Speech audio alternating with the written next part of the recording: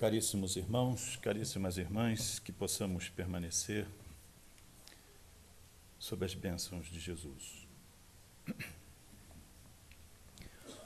O tema selecionado para o nosso curto período de reflexão diz respeito ao perdão, segundo o pensamento e a concepção de Emmanuel, no livro O Consolador, questões 332 e seguintes. Desde logo é preciso delimitar o tema sob a nossa observação, né? O que significa perdão? Perdão vem do latim, perdonare. O prefixo per, na língua mãe, serve sempre para reforçar o conteúdo semântico dos adjetivos e dos verbos, que é o caso aqui.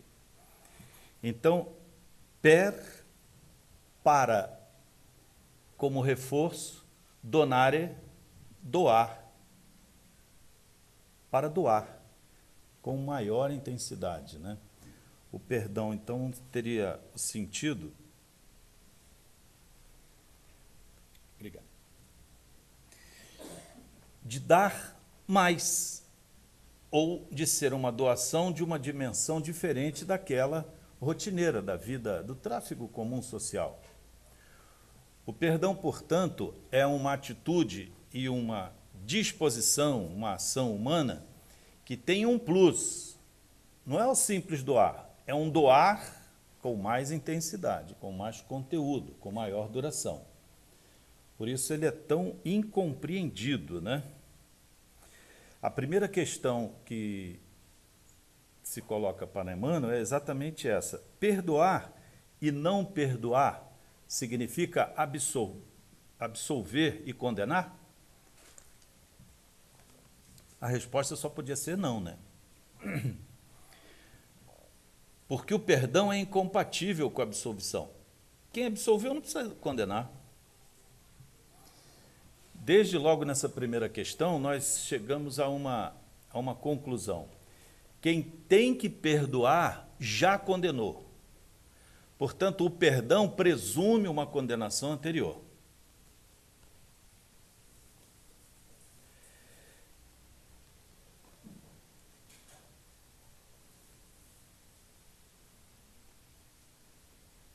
Quando perdoamos, diz o Evangelho segundo o Espiritismo, há um efeito concreto e que diz diretamente com o nosso interesse. É uma vantagem pessoal. Não é para quem é perdoado, mas para quem perdoa. Porque quem não perdoa permanece ancorado no passado com motivos que retardam a sua marcha. Porque não é possível viver como quem dirige um automóvel olhando pelos retrovisores. Quem não esquece o passado, quem se aguilhoa às faltas, às mágoas, aos ressentimentos, tem menos condição de evoluir, porque está preso ao passado. Preso não por ninguém, por si mesmo. Ninguém o aprisionou no passado, a pessoa mesmo se auto-aprisiona. O que, então, nos leva à constatação de que o simples perdoar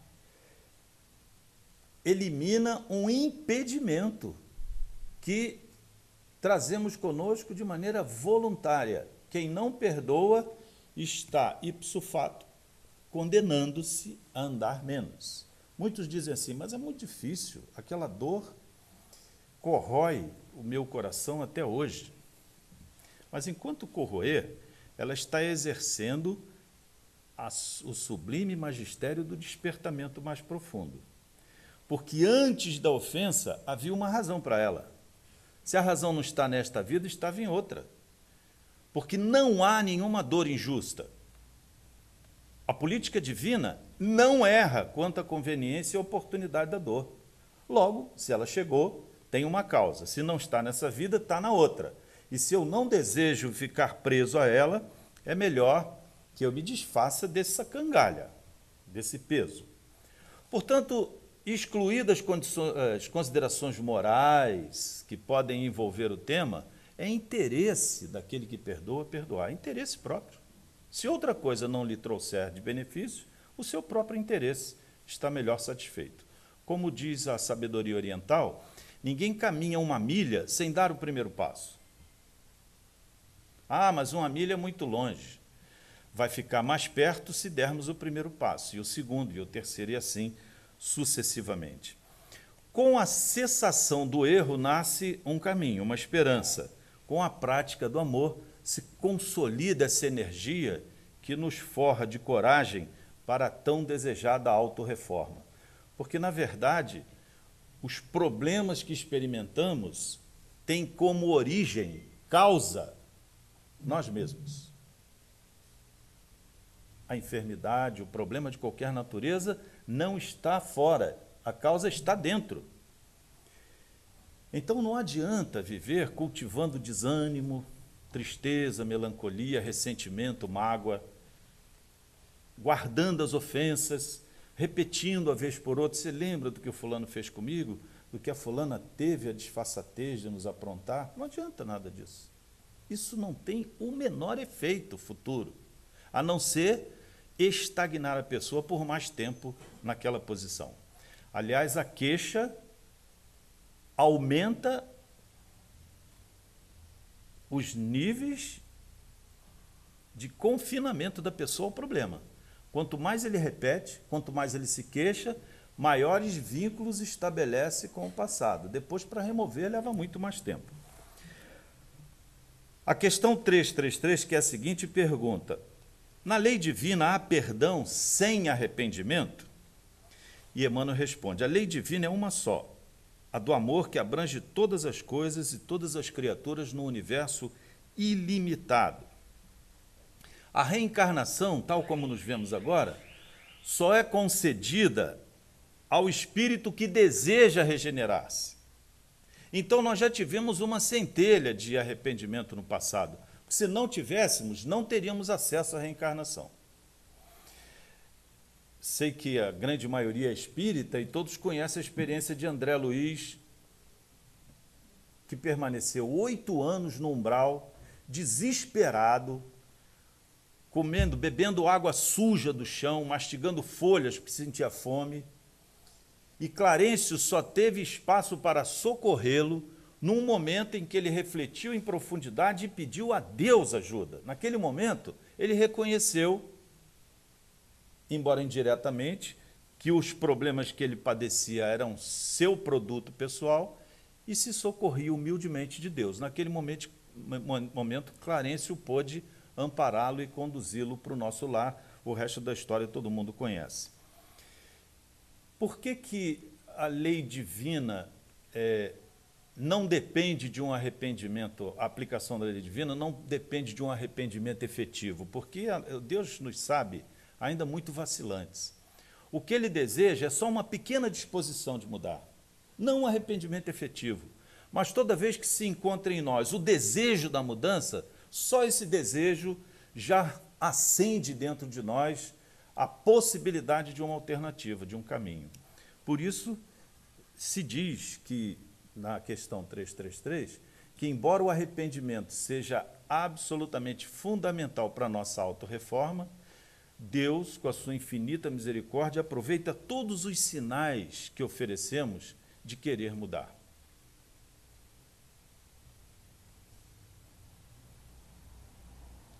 Querer ajudar a instituição espírita, querer dar ou perdonare, doar mais o seu tempo em benefício dos seus irmãos. Para nós que temos muita dificuldade de fazer isso fora da casa espírita, aqui nós temos todas as chances.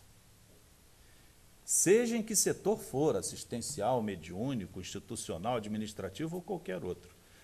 Há uma seara imensa de trabalho aqui, convidando-nos ao reforço dessa empreitada. Então, basta o fato. O de virmos aqui serve apenas para o esclarecimento. O que se espera é uma atitude tímida de mudarmos a trajetória da nossa vida, dedicar um pouco mais de espaço ao nosso espírito. Nesse momento, Deus irá reforçar em nós as energias de que carecemos para seguir em frente. Antes de perdoarmos alguém, é a questão seguinte: é conveniente o esclarecimento do erro? Até que perdoar, nós não somos tão resistentes assim, a gente perdoa, né? Mas a gente fica na expectativa de dizer assim, mas será que a pessoa vai entender que eu perdoei? Será que vai ter algum efeito nessa pessoa tão insensível? Eu não teria o direito de esclarecer que eu estou perdoando na expectativa de que ela mude, não faça isso com mais ninguém? Isso é um equívoco. O perdão não pode estar condicionado a uma resposta. O perdão é individual e intransferível. Ele não depende do assentimento, da concordância, da anuência de quem ofendeu. Pelo contrário, quem ofendeu teve boas razões para fazê-lo. E nós não vamos remover dele essas razões, tentando, só numa possibilidade, esclarecer, olha, eu vou perdoar, mas gostaria de esclarecer que o que você fez é isso, é aquilo, e o perdão se perde nessa situação, né? Perdão só o é quando é incondicional. E aí reside a nossa dificuldade.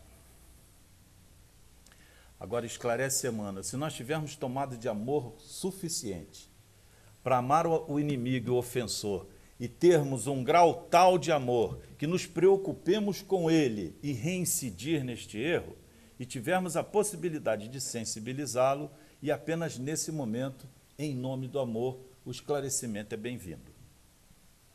Ou seja, se nós amarmos tanto o inimigo que tenhamos condição de amorosamente mudar a sua trajetória, o esclarecimento viria bem. A outra pergunta é: quando alguém perdoa, deverá demonstrar ou mostrar a superioridade dos seus sentimentos para que o culpado seja levado a arrepender-se? É um outro erro terrível, né?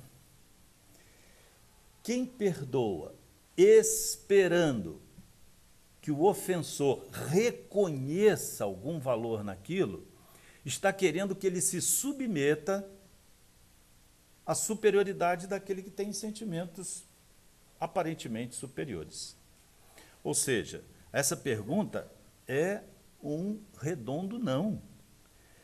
Não deve mostrar a superioridade dos seus sentimentos, nem insinuar isso nunca, porque na medida que faz, invalida o perdão. O perdão é sempre incondicional. E se a quem perdoamos não reconhecer e continuar nos ofendendo, é porque há necessidade de perdonar e doar mais. Só isso. O convencimento não se dá pela via do plano cognitivo. É preciso que o convencimento atinja de tal maneira o ofensor que ele voluntariamente mude a sua trajetória. E isso às vezes leva muito tempo, porque as lesões que praticamos em outras eras, nós não sabemos a duração que levou. Se estamos sob o guante de uma dor provocada por alguém, é que ela tem uma causa. E sendo essa causa duradoura no passado, ela vai ser tão duradoura no presente quanto foi no passado. Muita gente não entende, mas eu perdoei, mas não mudou nada. Mudou. Só que a mudança não é perceptível.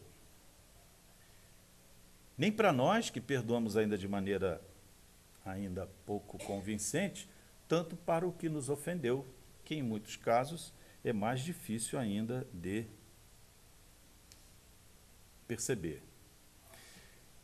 Há um princípio na doutrina espírita que diz que espírito superior não constrange. Nunca. O nosso livre-arbítrio é deixado sempre sem amarras. Para que isso ocorra, não pode haver nenhuma limitação, nenhuma indução, nenhuma determinação. Então, o máximo que os espíritos superiores fazem, em nome de Deus, é sugerir caminhos. Muitos de nós esperam que venha uma energia de tal intensidade que nos mostre o caminho. Isso suprimiria o nosso livre-arbítrio e excluiria o nosso mérito. Portanto, Deus, que nos ama e nos quer ver cada vez mais fortes, não suprimiria o que há de sublime em nós, que é o movimento da própria vontade. É preciso que a vontade se mobilize nesta direção. O culpado arrependido pode receber da justiça divina o direito de não passar por determinadas provas? A pergunta já embute uma atitude de reivindicar um direito diante da lei de Deus. Vou repetir. O culpado arrependido pode receber da justiça divina o direito de não passar por determinadas provas? A resposta de Emmanuel é a seguinte: a oportunidade de resgatar a culpa já constitui em si um ato de misericórdia. E daí considerarmos o trabalho e o esforço próprio como a luz maravilhosa da vida. Essa questão desvela uma sutil característica ou uma sutil identificação do cenário em que nos movemos. Tudo quanto nos cerca está otimizado ao máximo para que sejamos felizes. Invocar um direito à luz da justiça é considerar que do outro lado há um dever a ser cumprido por Deus. Significa dizer que de alguma maneira ele esqueceu de algum ângulo, o que é inconcebível. Portanto, não há direito algum de, em face de Deus, pretendermos que essa ou aquela circunstância não nos ocorra. Isso, lá no fundo, traz subjacente a oculta pretensão de que nós já fizemos tudo o que podíamos ou Deus esqueceu de fazer alguma coisa, porque nós já fizemos a nossa parte. Aliás, quem se julga injustiçado em qualquer circunstância, já errou. E é difícil, em muitos casos, a gente considerar isso, né? Especialmente aqueles que já estão no caminho fazendo muito esforço para não errar. Quem faz muito esforço para não errar tem muita dificuldade de compreender como é que algumas coisas acontecem. Exatamente porque já nascemos com uma carga, com uma conta corrente, cujo débito precisa ser resgatado. Temos uns outros investimentos que fazem parte das nossas provas, mas exigem atenção e competência na aplicação dos investimentos. Investimento do tempo, do trabalho, da inteligência, dos talentos, da disposição, de maneira a mudarmos a nossa conta corrente. Ninguém está aqui sem débito contraído no passado. Ninguém. Esta não é uma esfera de quem não deve. Os que já se ressarciram com a lei divina estão em outros planetas, não aqui. Os que estão aqui ainda têm algo a ressarcir ou alguma coisa para fazer em nome do que já recebeu. Portanto, não é concebível invocar direito em face da lei divina. Até porque, como diz Emmanuel, né, o amor cobre a multidão dos pecados, não havendo no regime divino olho por olho, dente por dente, ele está sempre multiplicando as possibilidades de nós resgatarmos o nosso débito. A gente contrai empréstimo à vista e paga em pequeníssimas prestações, por nossa opção. Olha, senhor, eu não vou dar conta disso, só nessa encarnação me dá só metade do débito. Não, me dá só 25%. Não, 25% não. Melhor 10%.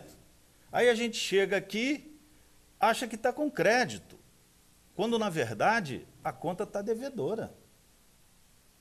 Que isso não nos desanime, não. Porque nós nascemos com a plena capacidade do resgate. E ainda que a misericórdia divina nos desse uma moratória, renunciasse à cobrança, nós não renunciaríamos. Fomos concebidos e criados de tal maneira que só há uma coisa que nos satisfaça: a infinita perfeição. Então, enquanto olhamos em nós um defeito, ainda que perdoados, porque Deus nunca condenou ninguém, Ele não nos condena. Ainda que nos sintamos culpados, nós mesmos vamos querer remover o último fragmento, o último vestígio de sombra que o nosso espírito ainda tem. Este é o mecanismo sublime da justiça divina. Ninguém vive bem acalentando os próprios erros. Chega a um ponto que a pessoa não suporta. Fomos criados para a glória, para a redenção, para o compartilhamento universal. Seres que foram criados assim não tem limite, o poder não tem limite para nós. Por isso, tal como a lição que nos foi dita, nós podemos dizer a uma montanha, sai daqui para ali, ela vai. Mas para que isso aconteça, os nossos propósitos devem estar tão vinculados ao bem que a montanha não tenha dúvida sobre a nossa ordem.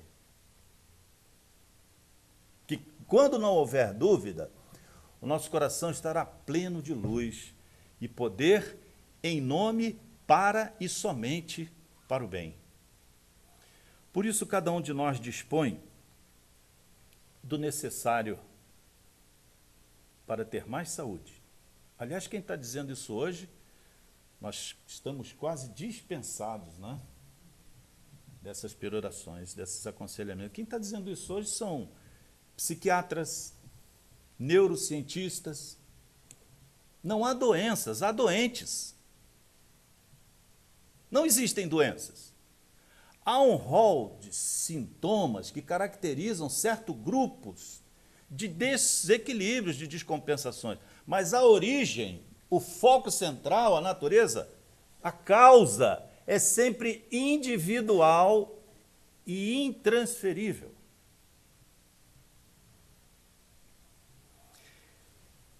E se admitirmos, como a doutrina nos diz, que não há ninguém entre nós, ninguém, que não tenha errado, é melhor darmos mais atenção ao interesse de perdoar. Como não há ninguém entre nós que, por mais esforços que empreenda, não há ninguém entre nós que, por mais esforços que faça, não continue a errar, a fazer julgamentos imprecisos, precipitados, é melhor darmos mais atenção ao perdão. Como não há ninguém entre nós que, por mais superlativas dores ou esforço de mudar, não venha a errar no futuro, é melhor darmos mais atenção à possibilidade de perdoar. Porque, com o padrão que medirmos a economia alheia, seremos medidos. Não por ninguém, mas em primeiro lugar por nós mesmos. E não há julgamento mais profundo, amplo e pleno do que o julgamento da própria consciência. Consciência que pode dormir, como diz a Joana de Ângeles, a maioria de nós vive uma consciência de sono, subordinada aos simples impulsos fisiológicos ou psicofisiológicos. A rigor, para a Joana, nós estamos agora dormindo, porque as consciências semi-despertas já dão o primeiro passo na direção da luz. Perdoam, trabalham no bem, se esforçam em descobrir alternativas para não lesar o direito do próximo. Procuram irradiar à sua volta confiança, otimismo, alegria, bem-estar. E delas nunca sai nenhuma queixa, nenhuma lamúria, nenhum motivo para criar desesperança, desalento, retirar a energia alheia daqueles que muitas vezes, com esforço extraordinário, conseguem dar o primeiro passo. A gente chega e diz, mas eu já fiz isso, não deu certo. Se eu soubesse o que eu sofri por causa disso. Quer dizer, a pessoa que estava se levantando, a gente coloca visgo no pé dela para ficar mais tempo na situação que está. Nesses casos, bastaria o silêncio para aprendermos com aquele que vem nos dar a lição de que foi capaz de transformar-se. Meus caríssimos irmãos, as últimas mensagens que chegam do outro lado é que vivemos dias gloriosos. Bezerra de Menezes, nosso extraordinário mentor, que se conserva conosco, apesar de já poder estar em outros planetas há muito tempo. Dias gloriosos implicam em momentos decisivos. Momentos decisivos são aqueles que são oportunidades únicas. Embora a misericórdia divina se desdobre em nos oferecer muitas oportunidades ainda, esta é inigualável. Nenhum de nós está condenado a permanecer como está. E de mais não depende senão de si mesmo. Esquecendo o que passou, vamos construir um novo presente, que é um presente divino. Nós nos recusamos a viver o presente, que é um presente, olhando para trás, revivendo dramas, encontrando razões para não continuar, resistindo a sair da zona de conforto. Ah, mas isso vai dar tanto trabalho. Eu já estou bem como eu estou. Para que eu vou mudar as coisas e criar crise? Deixa do jeito que está. O mundo que vem excluirá essas pessoas. Por um efeito magnético físico natural de evolução. Quem decidir estacionar, ficará estacionado. O convite ao perdão é aquela força extraordinária que muitos de nós têm que fazer para remover de si os escombros do erro que ainda viceja em si mesmo. Quando a gente pensa assim, se eu tivesse agora aqui, como diz Zé Montello, vou guardar minhas mãos estranguladoras no meu bolso. Quando nós pensamos isso, já estamos deixando emergir de dentro de nós mesmos o conteúdo que conservamos. Está lá no Evangelho. Quando quiseres saber o que irradias, basta olhar para dentro de ti mesmo. Diante das pessoas que chegam, das situações que te envolvem, repara como reages. Se ainda pensas no mal, ele está vivo dentro de ti. E ele vai permanecer vivo enquanto não renunciarmos, não decidirmos mudar isso em nós. Porque ninguém fará por nós.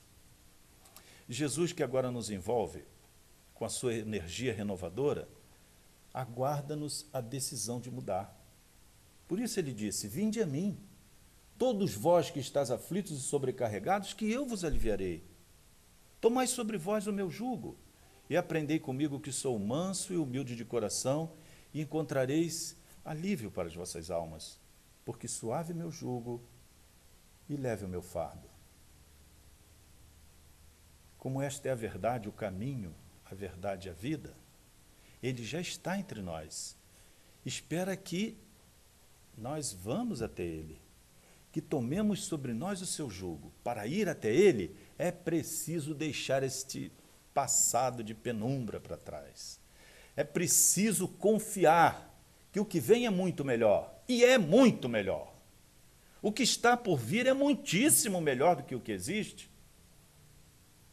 Mas para estes, os herdeiros do novo mundo, somente os que forem mansos e pacíficos, porque herdarão a terra. Mansos, pacíficos, pela confiança de que cultivam a paz, conservam a paz e com ela permanecerão. Que Jesus, com a sua presença constante, permanente, perpétua entre nós, nos possa modificar o ânimo e nos encorajar à transformação necessária. Quem sabe, pelo perdão, quando fizermos a prece final agora, vamos oferecê-la àqueles que não nos entendem, aqueles que não nos aceitam, não nos respeitam, não nos querem bem, ou francamente nos hostilizam, nos causam mal. Dirijamos a eles esta oração para que possamos dar o primeiro passo na direção da libertação de nós mesmos. Que Que Jesus nos abençoe, hoje e sempre. Que assim seja.